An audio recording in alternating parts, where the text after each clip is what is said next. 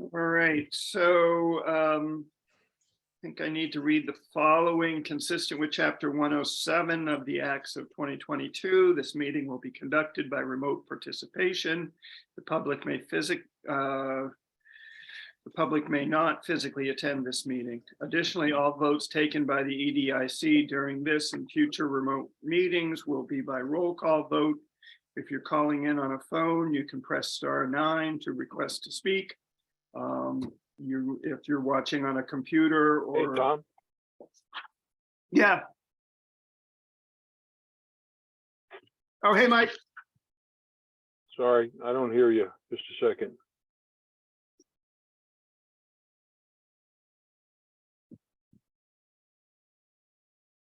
Tom, can you hear me? I can now. Yeah. All right, good. Yep, sure can. All right, excellent. Say hi to the boys at Pratty's for me. I'm over here at Good Harbor. I figured I'd treat myself on my ride home. Excellent. Hey, dear. Hello, So everyone. just to complete our little notice, if you're watching on a computer or device, there's a raised hand button that you can tap or press to request to speak. Please use either of these options during oral communications to be recognized to speak. So with that, let's kick off the meeting.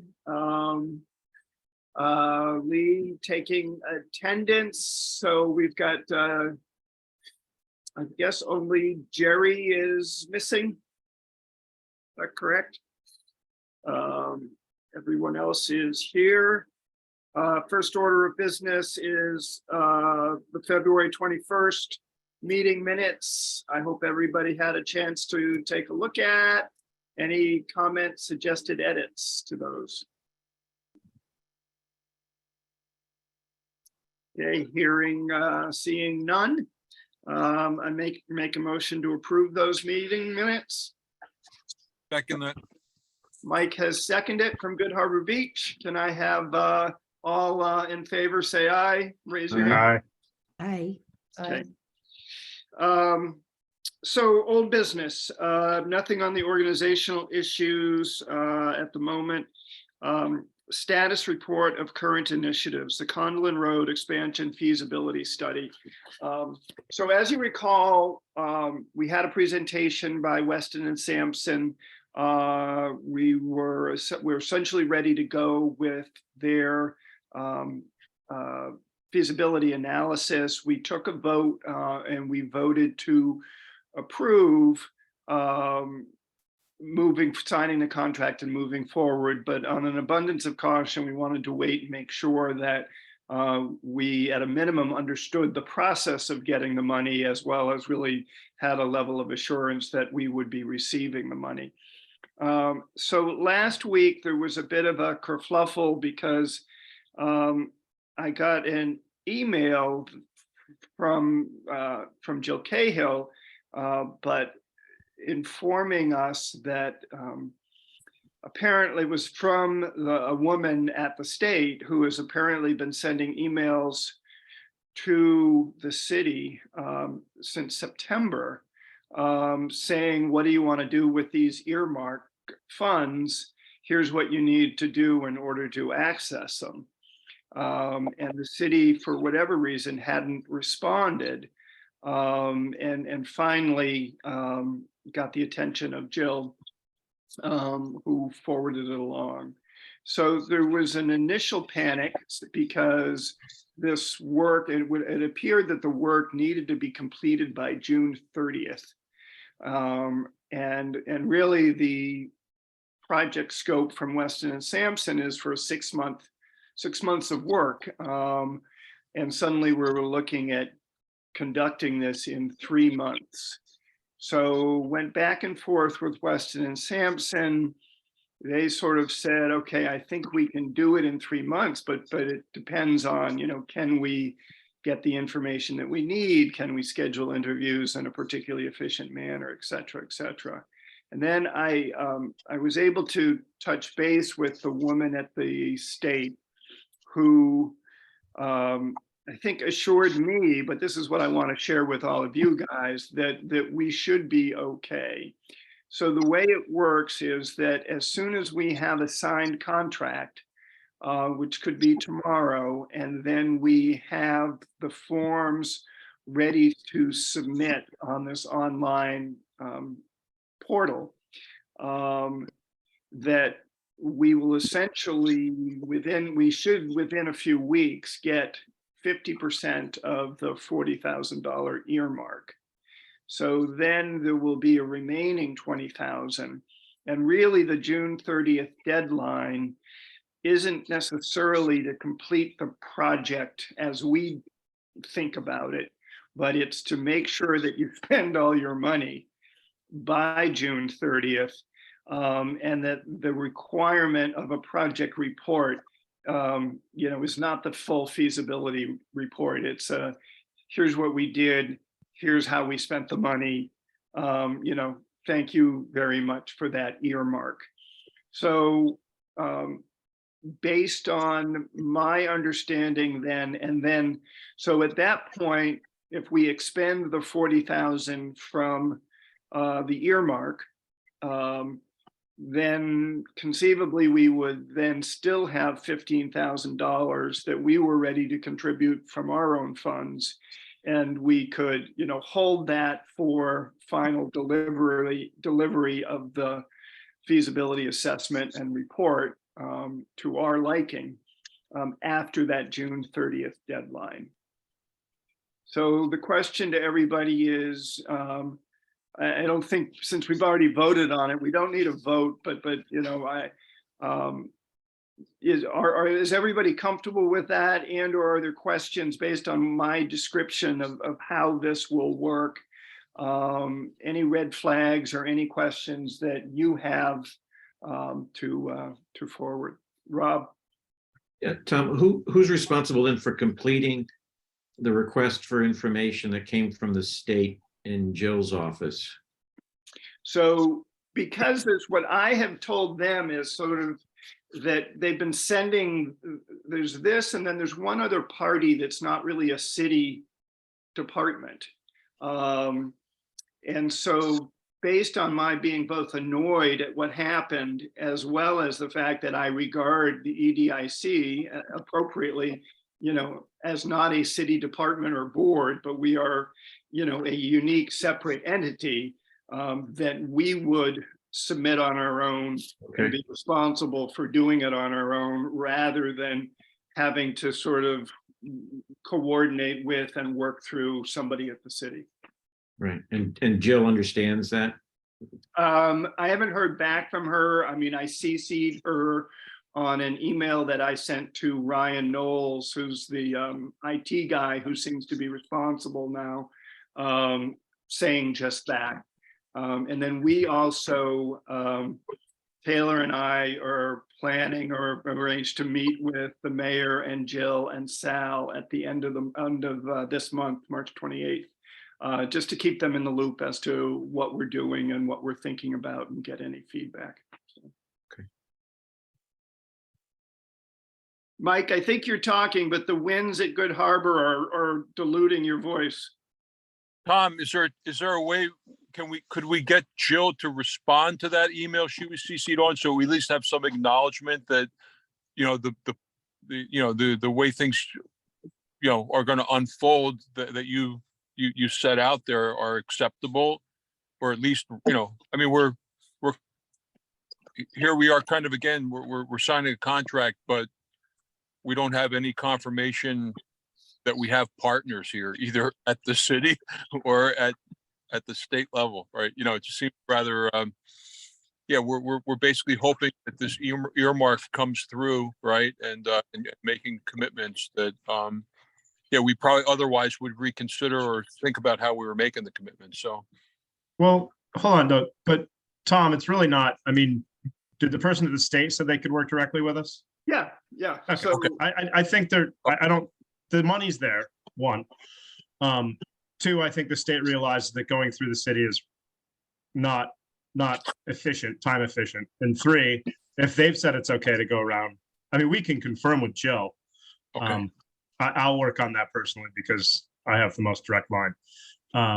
And four, I think Jill's happy I know her enough to know that anything that can be taken off her plate, she's glad to get rid of. So, especially like. Fair, all right, no, I misunderstood that then, so. Yeah. That sounds good. Taylor. Okay, And the language that was in the state budget that is, one of hundreds of earmarks, specifically calls out the $40,000 to the Gloucester EDIC. So, it's certainly specific.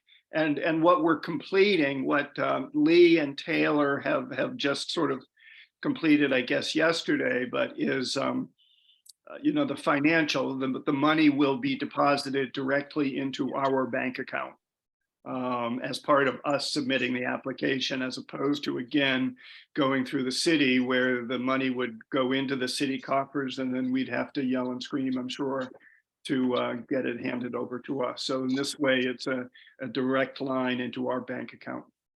Is it an elaborate set of questions, or is it pretty simple, straightforward? so It's pretty straightforward, and it really just sort of says, what was your earmark? What are you going to do with the money? Tell us a little bit about the project. So, it's really, it's pretty straightforward. Lee, that's the one that's the one that you've kind of already filled out, right? It's kind of it's the ACH form and the Just grant form. Right? just the financial part of it. I haven't filled out any of the questions. Right. I've done Okay. I've done the other Yeah. part. So Okay. Yeah, Rob, it's pretty straightforward. They're not looking to hang you up at all. And Taylor, that is ready to go. Yep. And I also have a check for you. from Yep, I'm gonna stop by Interstellar. tomorrow. Okay, very I good. was hoping to see you guys tonight, but no such luck. Tom got afraid of a couple inches of snow out there. So. I didn't get afraid. I just, who wants to Mike's go not out in this afraid. way? I thought maybe that my daughter's dog was right. Nobody wants to go over that entry. Yeah, you should trust pit bulls. They're Yeah. smart. Well, Um, just so everyone knows, this is a public announcement here, the end of the footbridge is submerged, so Nice. beach Wow. tonight. All right. I'll put my surfboard away. All right. Any other thought? Everybody's sort of comfortable at this point then with us, so at least when I talked to this guy Corey at Weston and Sampson the end of last week, I think he's trying to arrange for a kickoff meeting the end of this week, or what I would assume now is probably next week.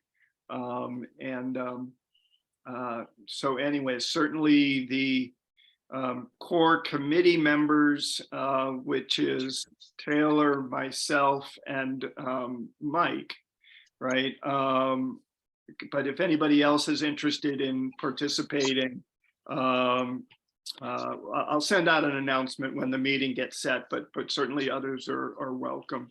I also want to thank Adria for taking a look at the standard terms and contract and making a few suggestions, edits on that, which are pretty straightforward. They're not going to cause any problems for Weston and Sampson. They're primarily just factual corrections, but thank you.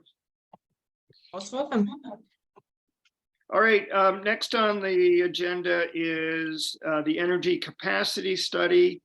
So we're finally, after the last meeting and the vote, signed the contract. Tom Jones immediately got sick, the principal consultant to Daymark. But it seemed like he had hoped to move forward pretty quickly. The reality is that, so there's two things happening. Even though this is a qualitative assessment, there's certainly the expectation that some data will be shared, especially coming from Applied Materials. So we're trying to get a non-disclosure agreement in place. And Daymark has a standard one that they use, but in conversing with Applied Materials, I think Applied Materials would prefer to use their own, probably principally because it's already gone through their lawyers. And so it's not going to take weeks for their lawyers to go through sort of a new language. So that, in typical fashion is taking a little bit longer. I haven't seen, anything. The EDIC would also have to sign that non-disclosure agreement as it's, conceivable or likely that we'll be seeing the data at some point. So the NDAs will be negotiated or whatever, shared with them and Happy Valley, both of whom will be contributing to this sort of phase 1 scope and this consortium. I haven't talked to Jay McNiff recently. I will call him this week to find out where he's at. I do know that I think Carl Guston told me that the sale of 2022 Blackburn Drive, the old that abandoned sort of building there went through. So Jay is now the proud owner of that building, and it's going to be great that something positive will come of that. So anyways, we're waiting for the NDAs to be signed. I've also given him a list. This is Tom Jones of Daymark. Other folks that I would like him to talk to, both to round out the quality assessment, but the other is we know that for a number of folks, it's less about capacity and expansion capacity, and it's more about quality. So, which is harder to get your hands around technically without metering and doing a bunch of different things. So the more he can talk to folks, the better. So he's agreed to talk to Applied Materials, Happy Valley, Jay McNiff, Mike Hale from the city of Gloucester said he's probably the right person. Identified a guy named Mike Belanger at XP Power, who's the facilities manager there, so that we have somebody from Condon Road and somebody who I think is, probably a reasonably heavy energy user out there. And then also Vito Gigoloni representing sort of a harbor economy. Vito is involved in both Fisherman's Wharf, right, where the mobile seafood business and the unloading business is. And then he also bought 88 Commercial Street a couple of years ago. And so he can, or about a year ago, so he can talk about the energy issues that they've dealt with, which primarily I think have to do with transformer related challenges, and that these are really old transformers, and that they'd like to, get up to 480, and they can't do that without significant investment. So, and then the other thing, just to add to the fact that even if Tom Jones hasn't sort of connected with any of these folks yet, I mean, this is a qualitative assessment. He has, I wouldn't call what he's doing double dipping. I think it's to our advantage, but he is also working with cell signaling technologies, that's looking at building out their a new campus on School Street in Manchester.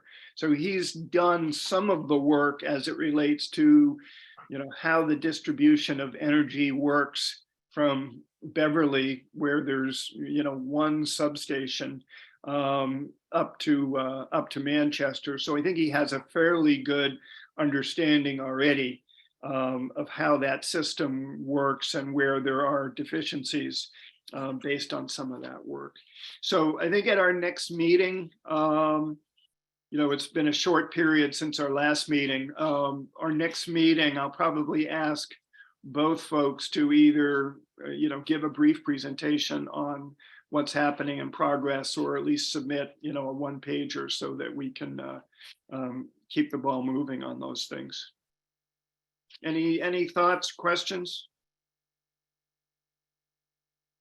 There's someone from the hospital on that list, or is that not necessary for Madison Gilbert for them to talk to? I thought about whether to add them, because I do bet you they're a pretty big energy user, and the reason, I'll see if he'll I'm sure I can identify if he would talk to somebody else there. I didn't choose him because I wanted somebody from the city who has a fair bit of experience working with grid and knowing what works and what, and then I wanted to represent Condon Road and represent the harbor economy, and Addison Gilbert, even though they're a big energy user, didn't fit in those Right. buckets for me. Yeah, that makes sense. That makes sense. Any other thoughts? All right. The next item, the signage in Blackburn Industrial Park, and I saw in the package that I had taken a couple of pictures in case people hadn't been up to Blackburn. I mean, it looks sort of doesn't look particularly appealing, but it's in your package where the new sign is in front of the old sign, and it will look really nice. But right now it's just blank, obviously, in the pictures that were part of your package. Taylor, do you want to give a quick update? Yeah, I mean, it's kind of the same status as it was before. I've gotten a few more checks, or Brother Lee has. Waiting on, we did get NOAA to sign on, or their landlord to sign on, so that helps because that's another $4,000. Intershell did come on. The school paid. Waiting on Cometeer, but then I think Sal had sent a little quick email to us that stated they're not maybe doing great, so maybe they wouldn't cut a check. I mean, it's kind of small potatoes considering they got a bunch of funding, but it might be low on their list of things to do right now. So that would be the only one that committed and then has pulled out. But I think we'll have everything covered, and we had said that we were willing to pay for some of it, and that seems to me right now, unless something really weird happens with the quote from Seaside Graphics, just because that was always a little fluid, shall we say, like what the finished product was going to look like and all that, and so the final cost. But I think that should come in well within budget, so we should be in good shape. That's about it. Just waiting to hear from Cometeer, and then waiting. I mean, obviously the weather could be a little better, so maybe they're waiting for it to warm up a little bit. But I think I know they are working on it. Yeah, Could be soon. and maybe once we get the signs up and take the old ones down, that might be the impetus for Cometeer to finally say, all right, we gotta do this. Yeah, I'm not good at collecting money when it's my own money, and when it's not my money, it's even a little bit harder. So, I can only send so many emails a month, and creatively ask them for the money. But Yeah. we'll figure it out. All right, that sounds good. Information updates, municipal harbor plan, draft economic plan. So apparently it's still sort of in the inner workings of the city who's revising it. I'm sorry, Adrian, were you raising your hand? Did you? Oh, sorry. And so I'm hoping that in the next week or two, I will have that to send out. And then depending on how busy our agenda is at our April meeting, we can start to have a conversation about that. And when I say conversation, it's, I think, the board looking at it and trying to identify where are there some opportunities for the EDIC as an economic development agency focused on manufacturing and industrial activity. Where is there a role or an opportunity for us to either play a role, be a change agent, hold folks accountable, whatever it might be, but make something happen that's articulated in this plan. So hopefully in the next week, you'll be getting a copy of that draft plan. Finance status of accounts, anything? I don't think other than No, nothing new. I think the last meeting I made a mistake in stating that we had a CD at Cape Ann Savings Bank that was just sitting, or we had a checking or a savings account there. It's actually at Institution for Savings. It's the one with $168,000. So I think I can roll that into a CD earning like 3.75 anytime. Probably get with you real quick and do some math, but we have $50,000 in our checking account with TD Bank. So I think we're pretty well covered to get us through the summer. Even if we have to pay, we might own what, 15 on the, we'd owe 15 for the Weston Sampson. And what will we owe Daymark? We would owe, conceivably, we would owe 10. 10. So and I would assume that would be, you know, our expenses for the year outside of our sort of fixed expenses. If we spend any more money on the energy side, hopefully we would use the ARPA monies to advance that ball. Okay, and Mike, I see you're kind of here, but are we gonna owe anything for the last mile stuff for the CADA? Are we still kind of helping sponsor that? I've had no signs of life or any engagement from CADA since the last meeting and since a couple of meetings before that. So I don't know. I mean, we could solicit them to ask them if they want us to participate, but I'm kind of feeling like they've gone dark on us. Yeah, I mean, Happy to- I don't yeah. I don't want that program to go away due to like Nor do I. someone Yeah. not knowing, but if it's money we don't have to spend, I mean, if it's flowing on its own, then let it go on its own. I mean, obviously, if you go to them and say, hey, do you want money and do you want help soliciting for more money and, you know, and sponsorship, they're gonna say, yeah, sure. But I'm kind of feeling like if they were experiencing a real shortfall, right? And this is like year 2 of the pilot. Like we definitely like helped, and we helped gear up those conversations as much as possible, right? Got people to at least to the starting line, and there's a range of folks, organizations here that we've approached personally and met with personally.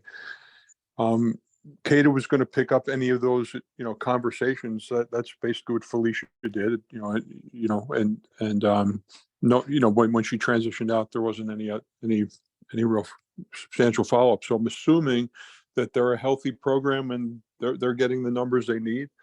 I mean, by the way, the kinds of the stickiness of the service is such that, if they have 100 riders one month, the next month they're going to have 100 rides one month. The next month they're going to have 700 rides, right? And the growth numbers that they were experiencing was amazing. Like, it's almost like if you dared take one ride on CADA on demand, you were going to be using it like 5 more times the next month, right? That kind of a growth rate. So let's assume it's healthy and they don't need any help. okay. And we also have a money market fund or money market account at K-Band Savings. So that's accessible money too. So I think we're good. I think I'll roll that the CD at Institute for Savings, which is 168,000. I'll roll that Diamond Savings account, I'll roll that into a CD. That'll leave us about 120,000 liquid. So I might look at maybe tying up a little bit more of that in a CD. It's the only way we make any money these days. And then the rest of our list of assets, I don't know. Did you all get a copy of this, or was that in the packet, Lee? Or I might have gotten it. It was in the packet. Okay, so you guys could you guys can look at all that. So there's some other small liabilities and employment stuff because we pay Lee, and then there's a few. There's some land assets, but that's all. That's nothing we're going to act on. So that's about it. Nothing overly interesting. Just to clarify, I don't think there was any financial stuff in the packet, unless, right? Is that what you were asking? I sent out an I didn't updated see it. packet this morning. Okay, maybe I printed the old one then. Okay. Sounds like that's probably what I did because I didn't see it. So that's fine. Is that the only update, Lee, on the packet? Pretty much. I sent out the first packet on Friday, which should have had the financials, and then I sent it out again. Okay. I'm fine. Taylor and I mean, we're as soon as that comes out, we're looking at it right away. Sure. Get my highlighter out. So, okay. So, oh, that's, and then if you, oh, I don't, so then the other thing was, we have some income coming in from the signage thing. So you'll see that. That was a little uptick in income, but that money will go right back out. Jay hasn't given me the bill from the people that built the walls, the patio people. That came in, that was supposed to be about 18,000, 18,500 maybe. We owe them. I don't know what the holdup is, but again, I'm not gonna go knocking on doors to spend money yet until that project's done, and then I'd want to get that money dispersed, but I was gonna kind of hold that. If no one was asking, I was gonna hold on to that until we see the completed project.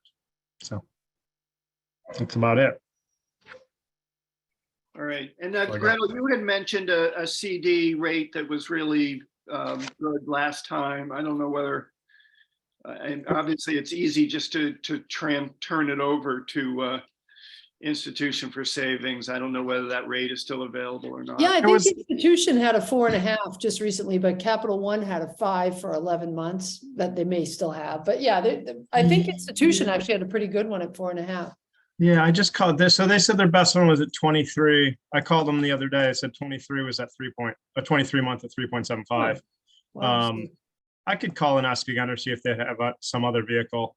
We're trying to just to give you a little background, Gretel, is we try to stay local because we're a local institution. So to jump out to Capital One. Yeah, I totally wouldn't suggest yeah, that, like, but you'd I- think they'd get close. Like, I think that Yeah. institution for months has been or for at least weeks has been advertising that 4.5. Okay, I'll ask them about that. You might have Um, that. Maybe it's not for corporate accounts.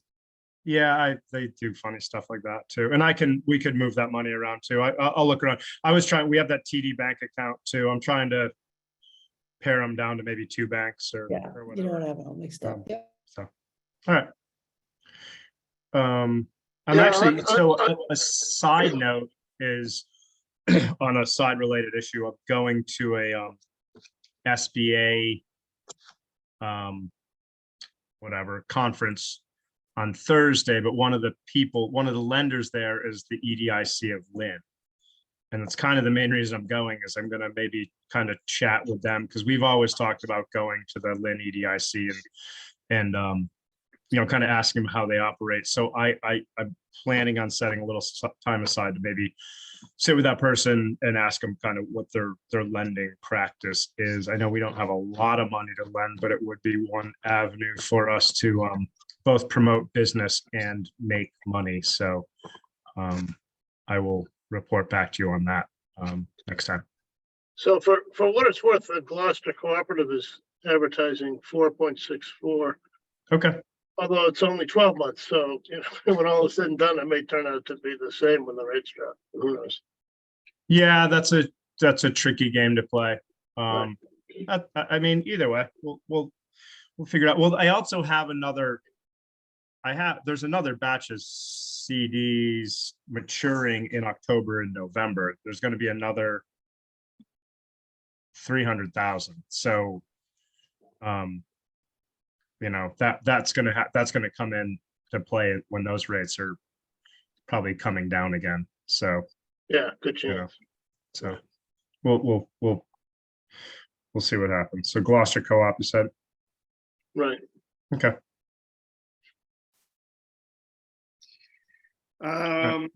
Thanks. Quick, I know that Taylor, we're gonna just respond to Bud Hobbs informally and tell him what the board decided. I don't know if you've had a chance to see him.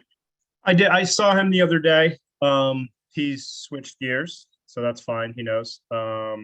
And I will just because you brought that up, we'll jump ahead a little bit. He was looking to put a UPS and a FedEx drop box at on Connellan Road, like they are on Blackburn. And he sent pictures out to me and Sal and Mike Hale. And then he sent out a letter to all the occupants on Connellan Road, and everyone on 13 of 19 people applied in the affirmative that they would like to see drop boxes for UPS and FedEx. There were no negative responses, and then obviously the other 6 people didn't respond. I was one of the positive respondents, so I can recuse myself and say there were 12 positive respondents, but It doesn't really make a difference to me. I don't really use those services much. But I think it's a fair thing to say that we want to do it because they're really out pretty far away from Blackburn. You know, if you're in West Gloucester, and I don't think it's really just a service for Condon Road. I think other people in West Gloucester could benefit too. But I don't want to, and then we're going to then solicit. Oh, and so Mike Hale was not a proponent of it because he said it would get in the way of plowing and snow removal. But I just don't think that's a big enough obstacle to not put 2 more mailboxes next to existing mailboxes on Conlin Road. I just don't see it as realistic. So I wanted to get your blessing to support Bud in his endeavor to get these put in place. And then Tom, I'd probably mention it in our meeting with the mayor, or just talk to Sal, see who he needs to talk to, and say that we're behind it.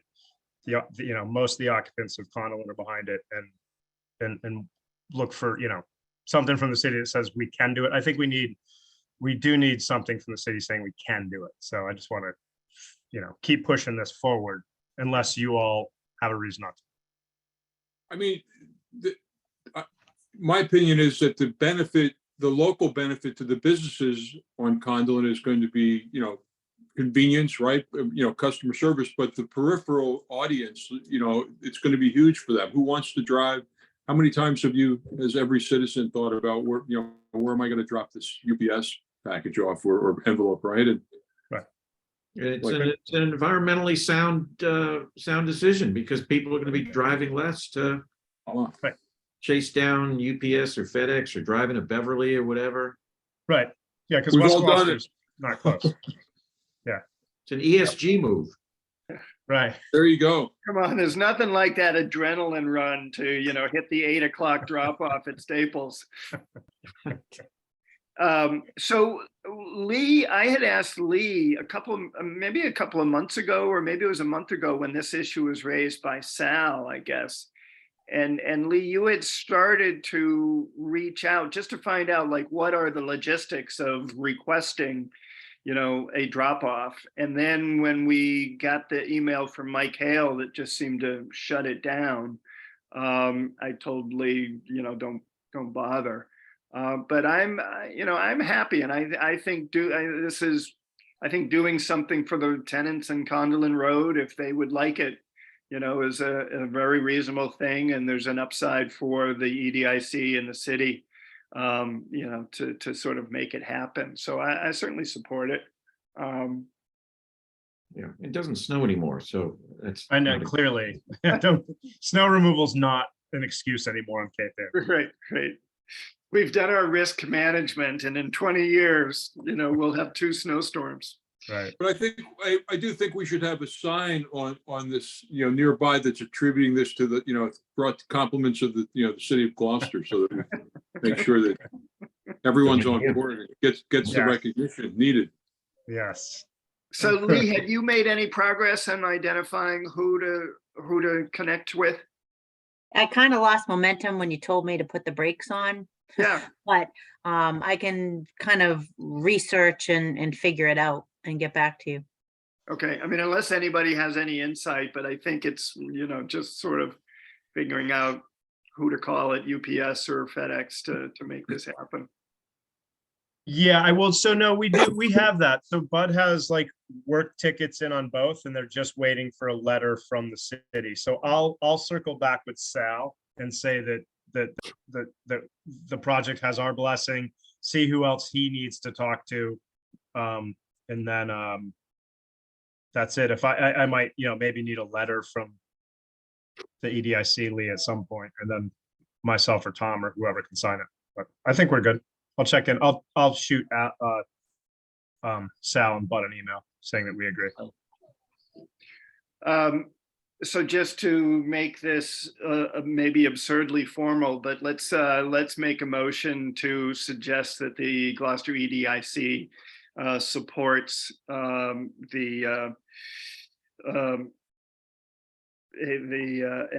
FedEx and UPS package box at the entrance to Conlin Road. So moved. Second, Aye. all in favor? Aye. Aye. Um, No debate period? oh, I'm sorry, debate? I thought we just did. I'm glad you've reemerged at your house. I thought, Mike, you might have gotten washed away on the bridge. He went Hey, surfing. no, hey, the back shore was amazing. So, whoever decided to, rearrange the meeting logistics, thank you, because it was a stellar wave performance. So, Excellent.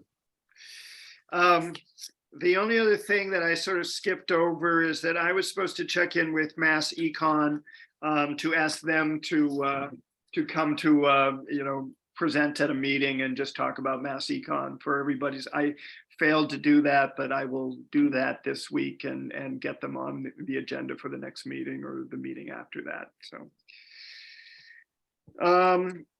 other new business. I've got a couple of things, but anybody else have any new business that they want to raise? I'm good. So one issue has been brought to our attention from is a safety concern at Blackburn Industrial Park brought from Applied Materials. So so when you go into Blackburn Industrial Park, that's Dory Road. You would then typically take a right, which is Blackburn Drive, right? And then as you go up there, then the major left-hand turn would be Great Republic Drive. So I'll just read this email that I got from Duck at Applied Materials. There have been some expressed safety concerns due to a few near misses or vehicular close calls at the intersection of Great Republic Drive and Blackburn Drive.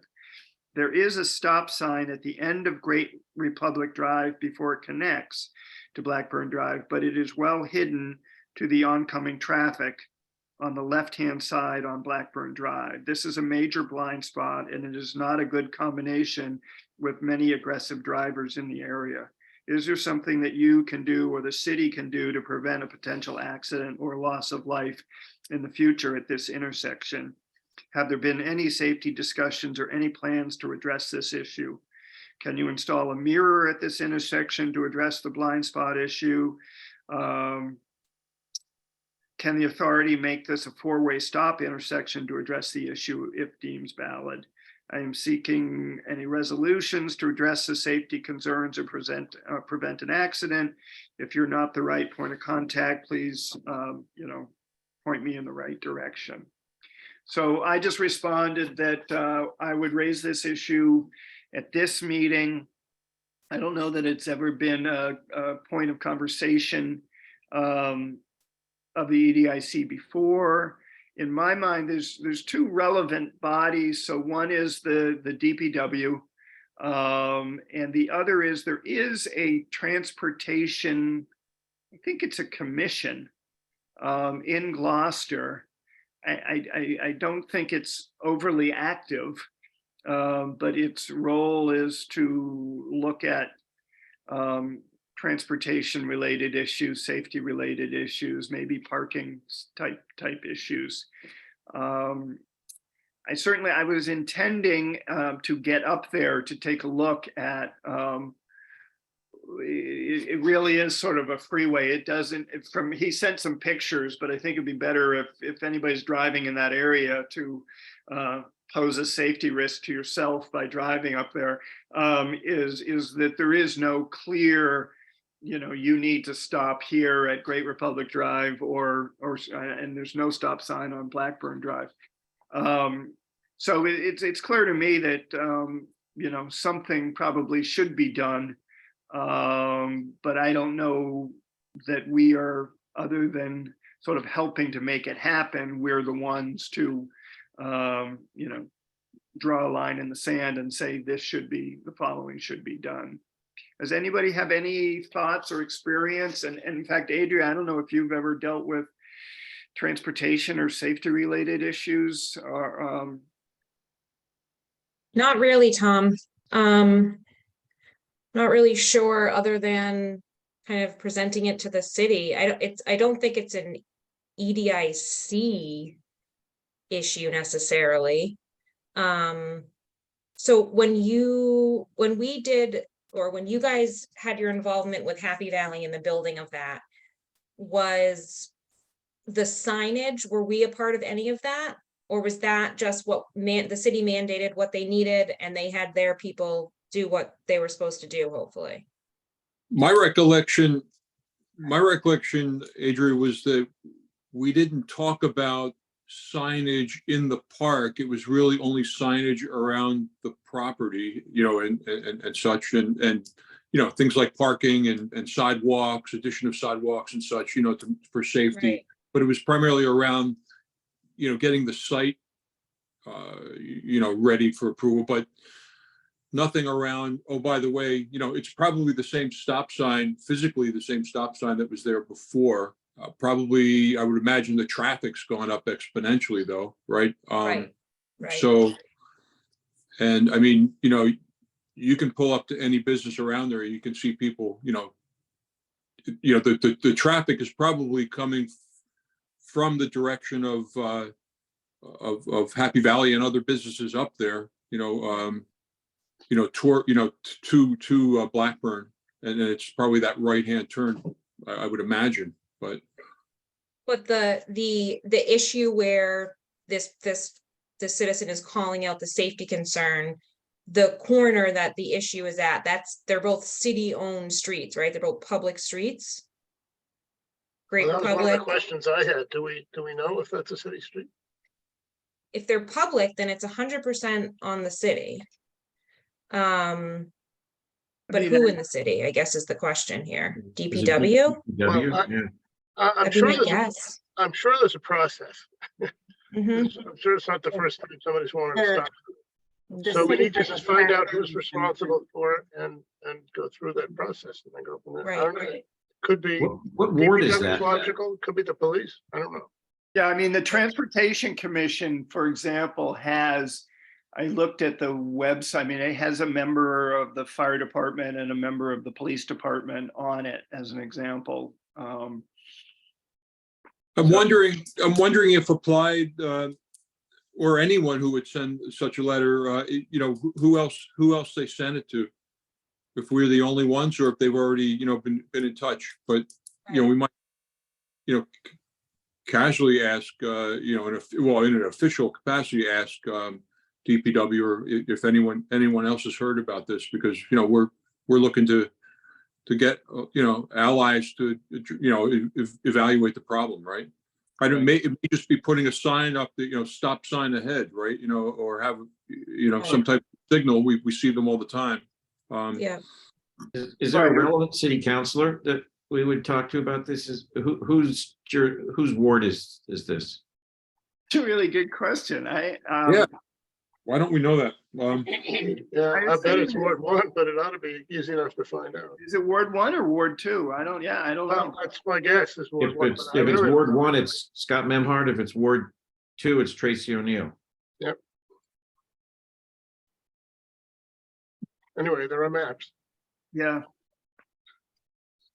Because they often deal with stuff like this. Right. Yeah. Well, let me, I'll, for the moment, at least take the lead to identify what the process is, and or who appears to have the most responsibility. And then we'll go from there. I don't think, especially given the email, I mean, I think we want to help them address the safety concern, but also make clear that we don't really have any authority, right? We want to sort of stay away from, any sort of legal issues for our failure to act or move forward on this issue. But it does seem like a legitimate concern, and given the increased traffic up there, I'm sure they're right. There have been near misses up there as people speed along Blackburn and would come out. Tom, can you clarify, did this come as a letter or as sent over to us as an email? It's an email. Hey, emails are great. We can always just copy other parties. We can either let them know they're going to be copied or just, copy them to make sure that, the relevant authorities are on that message, right? It could be a broad distribution list, and we're kind of doing our part then. Right. Yeah, if it's a health and safety issue, another one would be the fire department. We just dealt with an issue out here on Eastern Point where with National Grid on moving telephone poles for some elevation work due to sea level rise, and we weren't getting anywhere. And then we got the fire department involved because they said it's a health and safety issue, so they were able to apply pressure. Okay. Yeah, I might, there is, as I said, there's a police and fire identified on this Transportation Commission. So I might actually reach out to the fire department. I think it's Michael Williams first, and see if he knows what the process would be, along with Scott Memhart, and find out what, I think getting a city councilor involved would be important as well. Do we know definitively that this is a city street? We don't. I don't truthfully. I just, excuse me. That I would be the just first looked it thing to up. figure out. Yeah, I just Patty. looked it up on my private and public street lists Yep. that I received last year. I can't find those streets on either of the lists. So conceivably, there's whoever plows it, for example, is contracted by, it's not us, some tenant organization or. It could very well be plowed by the city due to 911 responsibilities. Usually they're associated with homes, but the way that the facility runs, I could see it as becoming a 911 situation. Right. Taylor, am I right that when we, in the early stages of the signage, didn't Bill Sanborn sort of got involved in sort of what we could or couldn't do for signage? Okay, you're on mute. Yeah, that's a good point. So that to me says that because that was what Jay was talking about. There's an easement for the city on those streets that they own the first 5 feet or something like that. So we were looking at the location of the signs to see and make sure that they were on city property already. The best, maybe I'll just text Jay real quick and ask him. My guess is, so the history of it is that they were owned by the EDIC, and then we would have turned them over to the city. Otherwise, they're private roads that we would have to pay to maintain. And clearly that's not happening, because I'm sure the city plows them, So. Well, what disturbs me is that we're guessing, and there's got to be a black letter answer to this. Yeah, 100%. And we We're should, guessing on who has the answer though, Jerry. Well, yeah, but there's a black letter answer to that too, and we need to find out what it is. And it just Yeah. So reach out anywhere, and somebody eventually will tell us. Right. You want to start so with the fire Taylor, if you department? can, I'll go through the city councilor and probably either the DPW or fire, but if you can check with Jay as boots on the ground would probably know certainly how it works anyways. Yep. Okay. thank you. Great. Sure. And then last on my list is to recognize, I saw the other day that Lee's son, Daniel, received a Schooner Festival scholarship that goes towards tuition at Maine Maritime. So I wanted to acknowledge Lee playing some small role in that young man's wonderful life. So Thank you. Thank you very much. Way to go. and make sure that the minutes reflect, that those notes. It was an honor to be there. It's a great organization, and we've been a part of it and members for over 20 years. So Great. Great. All right. Any other thoughts, comments, Taylor? 2 things. Jay said that they are city roads. And Jill said we are free to deal with the state on those funds for Connellan Road and to keep the city out of the middle of it, because that'll slow things down. You're like a nerve center. I got some phone numbers. Oh, Taylor, oh, that's amazing multitasking there, boy. You were texting away and getting answers. He's and designing. I sent the email out to Sal and Bud Hobbs too. I do a lot of things all at the same time. What's going on? It probably, I certainly, Jay should know, but the fact that they're not identified on the streets listing, we should confirm. I'll follow up either with DPW or even Suzanne Egan, the city attorney, that these are regarded as public roads, city roads. Yeah, because what is it? Is it something like 40% of the streets are private roads, public access? Yeah, like 34. It's some really high number. I think it's 40%. Patty, where did you get that list? Patty. It's a Oh, sorry. secret realtors list, Taylor. Okay. No, I'm only kidding. I Oh, actually, secret. I don't know where it came from, but Okay. someone at my office, I actually made a mistake. I just found Dory Road on the public roads. Okay. I think the list is actually on the city's website, and I will look for it and send it out. So we're looking for Great Republic and And Blackburn. Blackburn, yeah. Yeah, I couldn't find Great Republic, but let me look Just- for Blackburn. Yeah, that's interesting. They should be on there. One. Blackburn is on there. Okay. Oh, it is. Oh, good. All right. Blackburn and Georgia. Okay. Only problem is Blackburn's on it, but Great Republic's not, so. A jurisdiction dispute here. That's what we need. We'll put the stop sign on Blackburn then. All right. If nothing else, then I make a motion to adjourn. A second. All in favor? Right? Aye. All right, so and remember so our next meeting will be the second Tuesday of April, and I promise we will in fact meet in person.